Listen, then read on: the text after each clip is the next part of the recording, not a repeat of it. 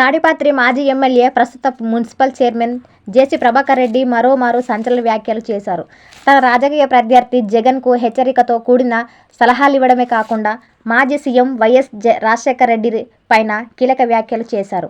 జగన్ అన్న, ఆయన party YCP అన్న అగ్గి మీద గుగ్గిలమయ్యే జేసీ ఈసారి కాస్త వెరైటీగా మాట్లాడారు. ఏడాదిగా రాష్ట్రంలో జరుగుతున్న పరిణామాలపై స్పందించిన జేసీ జగన్ మారాలంటూ సూచించడం ఆసక్తి రేపుతోంది. మాజీ సీఎం జగన్ అంటే జేసీ కుటుంబం మండిపడుతుంది. జగన్ తండ్రి రాజశేఖర రెడ్డితో సత్సంబంధాలు కొనసాగించిన జగన్తో మాత్రం తొలి నుంచి జేసీ కుటుంబం విభేదిస్తూనే వస్తుంది. గత 5 ఏళ్ల వైసీపీ ప్రభుత్వంపై వెన్నుచూపని పోరాటం చేసిన జేసీ ఫ్యామిలీ ప్రస్తుతం అధికార పార్టీలో కీలకంగా వ్యవహరిస్తున్న విషయం తెలిసిందే. అంతేకాకుండా ఇటీవల వైసీపీ స్థానిక సంస్థల ప్రతినిధుల సమావేశంలో మాజీ సీఎం జగన్ కూడా పదే పదే తాడిపత్రి మున్సిపాలిటీపై వ్యాఖ్యలు చేస్తున్నారు.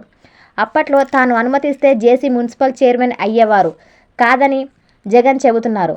దీంతో తాజాగా జగన్ వ్యాఖ్యలపై స్పందించారు జేసీ ప్రభాకర్ రెడ్డి.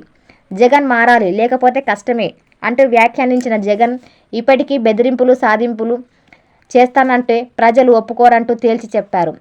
ప్రజల రక్షణ కోరుకుంటున్నారు. బెదిరింపులు, రాజకీయాలు ఎవరు చేయలేరు. ఆ రోజులు పోయాయి.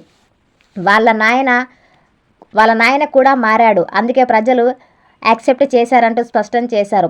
జేసీ ప్రభాకర్ రెడ్డి పోలీసులు, అధికారులను బెదిరించడం వల్ల జగన్కు ఎలాంటి ప్రయోజనం దక్కదన్నారు. ప్రస్తుతం ప్రజలు అభివృద్ధిని కోరుకుంటున్నారని, జగన్ను ప్రజలు ఎందుకు పక్కన పెట్టారో ఇప్పటికీ తెలుసుకోవడం లేదని జేసీ వ్యాఖ్యానించారు. ఇప్పటికైనా మార్పు దిశగా జగన్ అడుగులు వేయకపోతే ఆయనతో పాటు పార్టీలో ఉన్నవారు కూడా భూస్థాపితం అయిపోతారని అన్నారు.